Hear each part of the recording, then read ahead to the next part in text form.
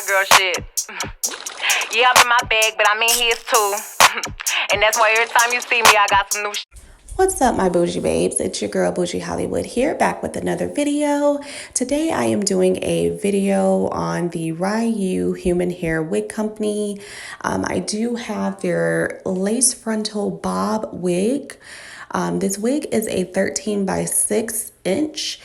So it does have a very long parting space, which I absolutely love. And here I'm just observing exactly how long the parting space is to confirm that it is the 6 inches.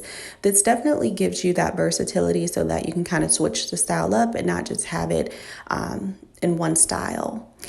After viewing the wig, I went ahead and got my BW2 powder and went ahead and put that in the mixing bowl along with my 40 developer.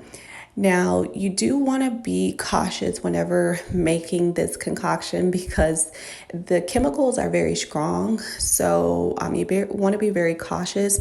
I made it a little too liquidy, so I ended up having to take it off of the knots maybe after about 10 minutes. So you see me here using the purple shampoo to kind of wash it out. I began to see the bleach bleeding through the lace. So I didn't want my roots to get bleached. So I went ahead right away and just kind of washed it out to kind of avoid that from happening. After using the purple shampoo, I did go ahead and use the ISO Plus shampoo to kind of help get that chemical off of the wig. So I'm just applying that now just to be sure it is all cleaned up and that there's no excess on there. So yeah, that's exactly what I'm doing. Just washing all of that shampoo out of the wig. Here you see me just plucking the wig. I started off with the hairline.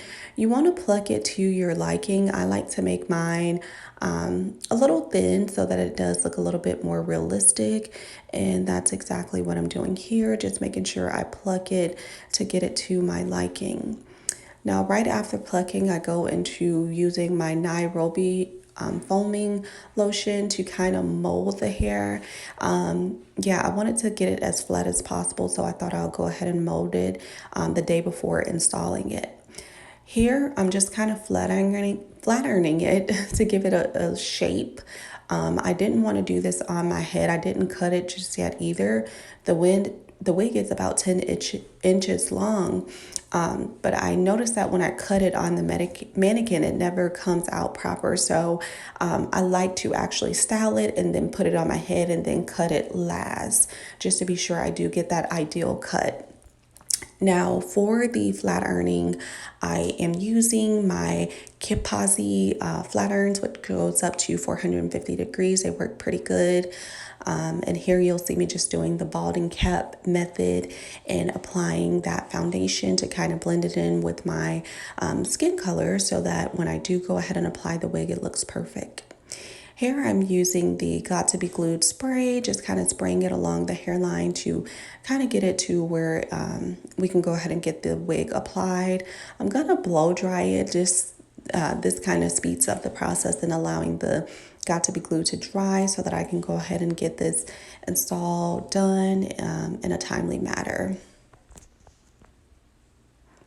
And yeah, I'm just making sure my blow dryer is on. I have it on cold, on low, but definitely have it on cool so that it's not blowing any hot heat.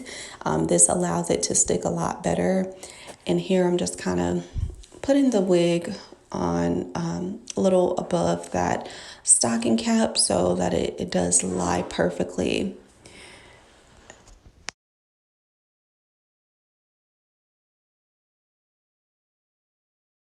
Okay, and as you can see here, I'm just going ahead and cutting the lace.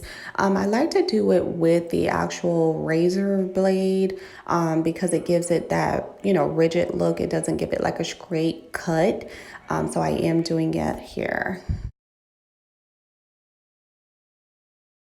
All right, now it's time to slay those baby hairs. I just took some hair out, a very thin layer of the hair out in the front so that I can go ahead and start forming those baby hairs for the wig. I didn't really go into depth on this side because of course the hair is going to be kind of covering that side, so I didn't have to really make those perfect like I had to do the other side where the part actually is and what will actually be showing.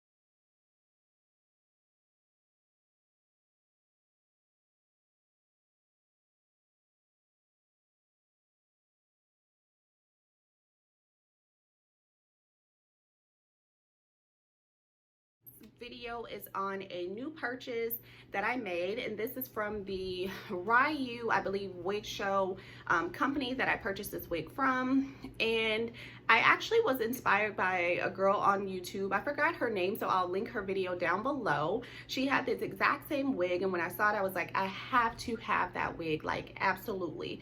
Like, I normally wear Bob sew-ins, so this was definitely something that was something, it's the style that I normally wear, but again, it's just a sew-in. So this is much more convenient for me because I don't have to worry about damaging my real hair with pressing it out every morning. With this, I can kind of just get up and go and be on about my business. I can press it and flat iron it, you know, as much as I want and don't have to worry about any damage. Now, I took you guys through the video as to where I bleached the knots on it, and I styled it and molded and everything like that, and showed you guys how I actually installed it. I hope this information or this video actually helped you guys, so that if you do plan on purchasing this wig, you'll have just a great process as far as applying it and knowing exactly what steps you need to go through to make sure you are applying it correctly. Now, this wig, I love the actual texture of the wig. The origin is Malaysian, so it's very flowy. Very flowy. It's very the color is like, because I'm really big on having like dark hair, so sometimes, you know, when you buy virgin hair, the hair is not always dark. It's kind of like a 1B, so it's kind of like an off black, but this hair is very close to being jet black, so I don't feel the need to have to dye the hair at all. I absolutely love it. I was able to slay this wig, and I am so excited about wearing this. I hope you all enjoyed the video, and I hope you all like it. Be sure to comment, like, and subscribe. And yeah, this is definitely a wig I would recommend one to purchase. It's definitely worth the money. So be sure to like, comment, and subscribe.